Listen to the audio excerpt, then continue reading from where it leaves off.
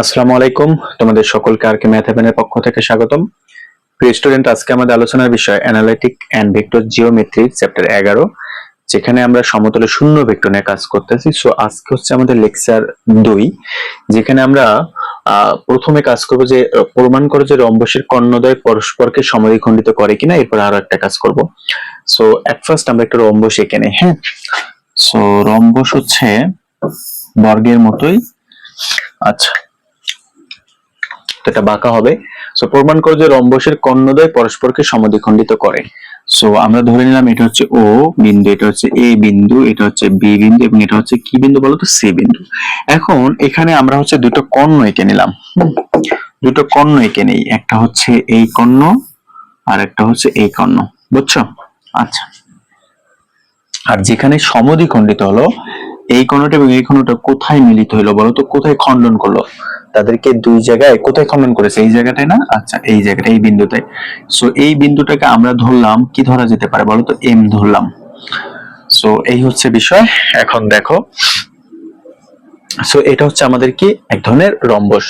So আমাদের যেটা বুঝাইতে হবে বা দেখাইতে হবে সেটা হচ্ছে রম্বসের কর্ণদ্বয় পরস্পরকে সমদ্বিখণ্ডিত করেছে, বুঝছো? সো দেখো, তো এখানে আমরা প্রথমে লিখবো যে ধরি। আচ্ছা, ও বিন্দুর সাপেক্ষে আমরা মূলত কাজটা করব। ও বিন্দুর সাপেক্ষে, বুঝছো? তো ও বিন্দুর সাপেক্ষে কি ঘটনাটা ঘটবে দেখো। ও বিন্দুর সাপেক্ষে যেটা হবে সেটা হচ্ছে, আমরা লিখে নিই যে ও বিন্দুর সাপেক্ষে, ও বিন্দুর সাপেক্ষে এ বিন্দুর অবস্থান ভেক্টর, এ বিন্দুর অবস্থান ভেক্টর, অবস্থান ভেক্টর। তাহলে আমরা কি বের করতেছি বলতো, যে ও বিন্দুর সাপেক্ষে এই বিন্দুর অবস্থান ভেক্টরটা তাহলে হচ্ছে ও এ ভেক্টর, বুঝছো? আচ্ছা, তো সেম ভাবে ও বিন্দুর সাপেক্ষে যদি আমরা বি বিন্দুর অবস্থান ভেক্টর বের করতে চাই তাহলে আমরা লিখতে পারি কি, ও বি ভেক্টর। সো এইভাবে আমরা চাইলে লিখতে পারি ও সি ভেক্টরও। সো দেখো, এখন যে জিনিসটা আমরা খেয়াল করব সেটা হচ্ছে, এটা আমরা লিখলাম, এখন আমরা যে কোনো একটা ত্রিভুজের উপরে ভিত্তি করে কাজটা করব। ধরো আমি কাজ করতে যাচ্ছি ও এ বি ত্রিভুজের ক্ষেত্রে। ওকে, সো এখন দেখো ত্রিভুজ ক্ষেত্র ও এ বি হতে পাই, কারণ আমরা এই ত্রিভুজটা নিয়ে কাজ করব, বুঝছো? আমরা কোন ত্রিভুজটা নিয়ে কাজ করবো বলতো, ও A B. So O A B ত্রিভুজের অতিভুজ কোনটা বলতো? অতিভুজ হচ্ছে ও বি। এই যে ও থেকে বি, এটাকে বলে অতিভুজ, বুঝছো? আর অতিভুজ সমান কি, লম্ব আর কি, ভূমি। অথবা আমরা এভাবে বলতে পারি যে ত্রিভুজের যে কোনো দুই বাহুর সমষ্টি ত্রিভুজের আরেকটা বাহুর সমান। যদিও এটা অধপতিত ত্রিভুজের ক্ষেত্রে, মানে যেটা ত্রিভুজ মূলত নয়, বা আমরা ধরতেছি আর কি কাজের সুবিধার্থে। সো ত্রিভুজ ও এ বি হতে পাই আমরা কি কি পাই বলতো, যে ও এ বি ত্রিভুজ হতে পাই যে, দেখো ও এ ভেক্টর প্লাস হচ্ছে এ বি ভেক্টর সমান হচ্ছে ও বি ভেক্টর, বুঝছো? তাহলে আমরা লিখতে পারি যে ও এ প্লাস এ বি এইটার সমান হচ্ছে ও বি। যদিও তোমরা জানো যে কোনো ত্রিভুজের ক্ষেত্রে যে কোনো দুই বাহুর সমষ্টি তৃতীয় বাহু অপেক্ষা বড় হয়। সো এখানে কিন্তু সেটা হবে না। অধপতিত ত্রিভুজের ক্ষেত্রে বা ত্রিভুজের যে পার্টটা হচ্ছে মূলত যেটা ত্রিভুজ নয় আর কি, আমরা ধরতেছি ত্রিভুজ, তো সেই টাইপের ক্ষেত্রে যেটা হচ্ছে যে ত্রিভুজের যে কোনো দুই বাহুর অন্য একটা বাহুর সমান, বুঝছো? সো এখানেও সেম ভাবে আমরা ও এ বি ত্রিভুজের ক্ষেত্রে লিখতে পারি যে ও এ প্লাস এ বি সমান ও বি, বুঝছো? আচ্ছা, ভেক্টর আর কি, ভেক্টর আকারে এভাবে লিখতে পারি আমরা। সো ও এ প্লাস, এখন রম্বস এক ধরনের বর্গ, রাইট? তার মানে রম্বসের সবগুলো বাহুই সমান, ঠিক তো? তাহলে আমি এ বি বাহু সমান কি লিখতে পারি না বলতো, ওসি বাহু? অবশ্যই লিখতে পারি, কারণ রম্বসের সবগুলো বাহুই তো সমান, তাই না? তাহলে আমরা কি কি পাইলাম, ও বির ফাইনাল ভ্যালুটা পাইলাম ও এ প্লাস ও সি, বুঝছো? সো আমরা কেন এখানে এ বির ভ্যালুটা নিলাম, রিজন হচ্ছে আমরা দুইটাকে ও আকারে রাখতে চাইছি। কেন্দ্রবিন্দু, মানে ও তো হচ্ছে কেন্দ্রবিন্দু আমরা ধরেছি বা মূল বিন্দু ধরেছি, সেইটার সাপেক্ষে আমরা ভ্যালুটা বের করতে চাচ্ছিলাম। এখানে এ বির পরিবর্তে কিন্তু ও সি লিখলাম। সো এই পর্যায়ে দেখো আমরা কি করব,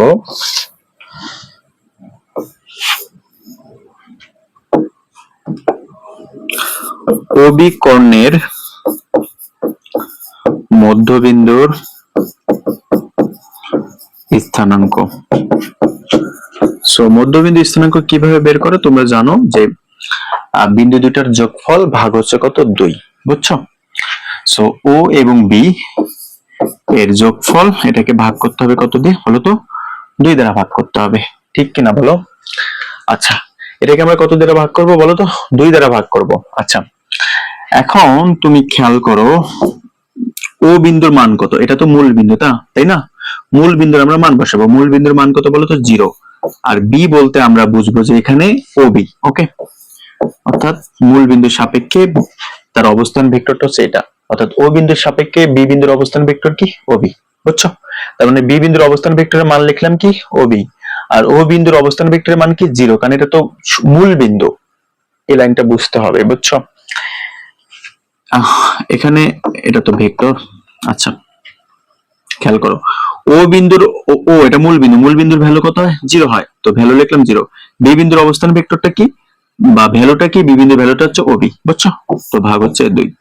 সো তার মানে আমরা লিখতে পারি এটাকে যে এটাকে লিখতে পারি সামনে হাফ লিখতে পারি,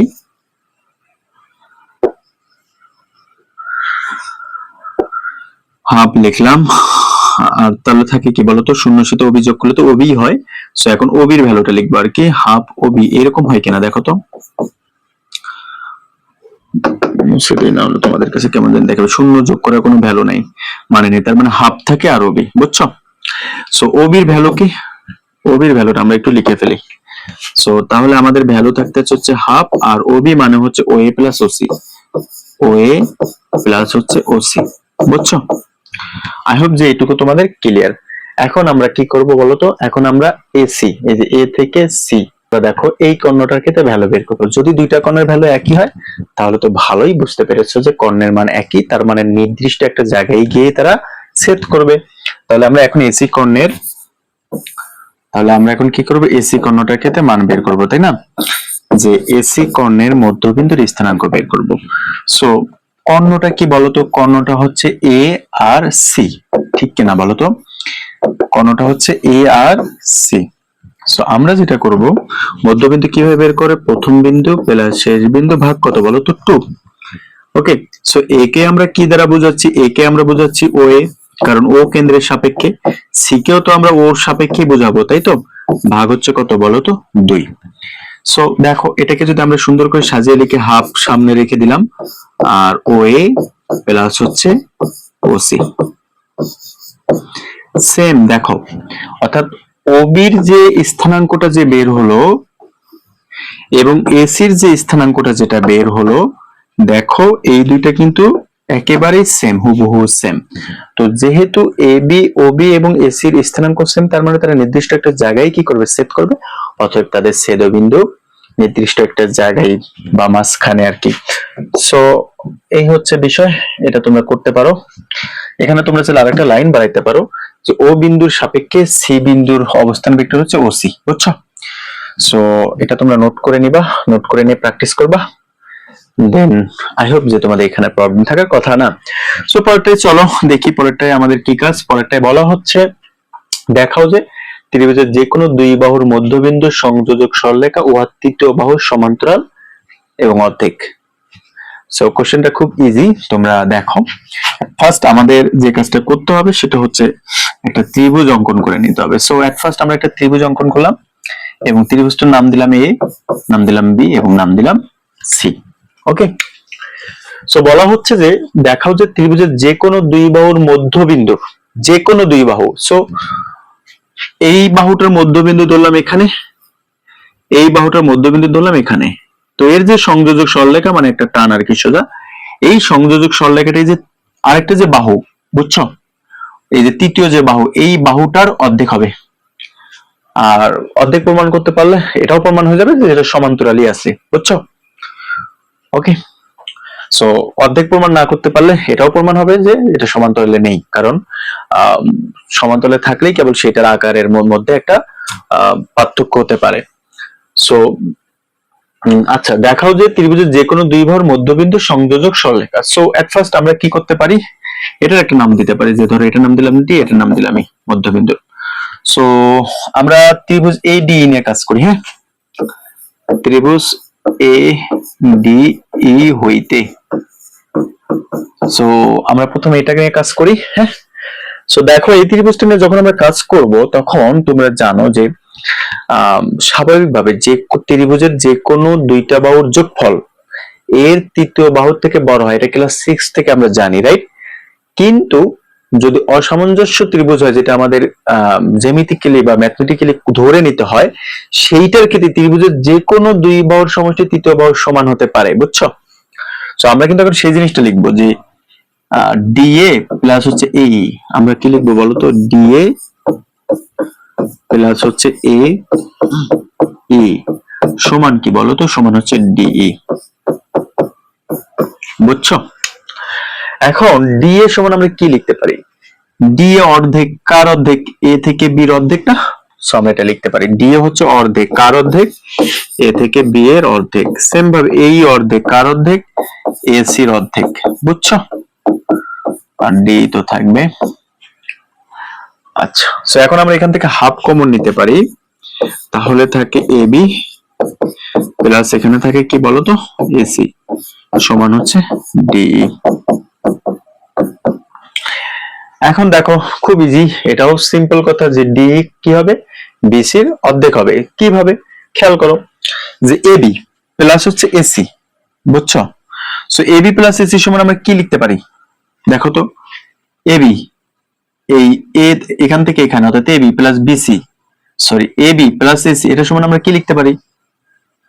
এইটার ক্ষেত্রে কি লিখলাম বলতো? এই যে এইটার ক্ষেত্রে, এটার ক্ষেত্রে লিখলাম ডিএ প্লাস এই সমান ডি লিখেছিলাম।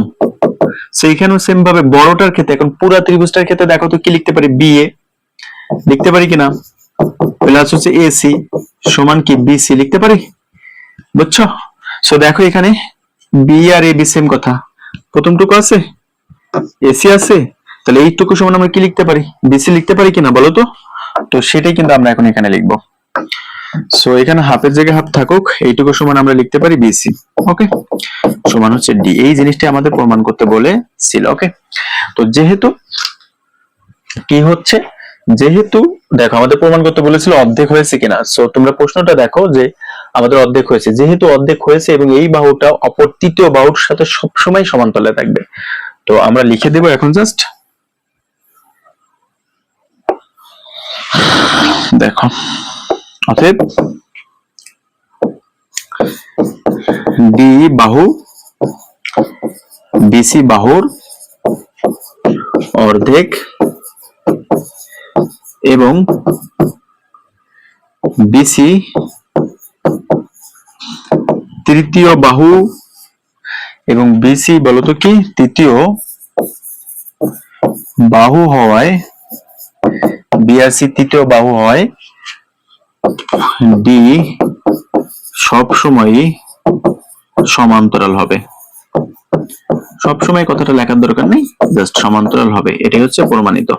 সো এটা কিন্তু আমাদের দেখাইতে বলেছিল, বুঝছো? আশা করি এটা তোমাদের ক্লিয়ার, প্রিয় স্টুডেন্ট। এরপর যে আমরা আরো কিছু ক্যালকুলেশন করব, সো আশা করি তোমরা এটা বুঝতে পেরেছো।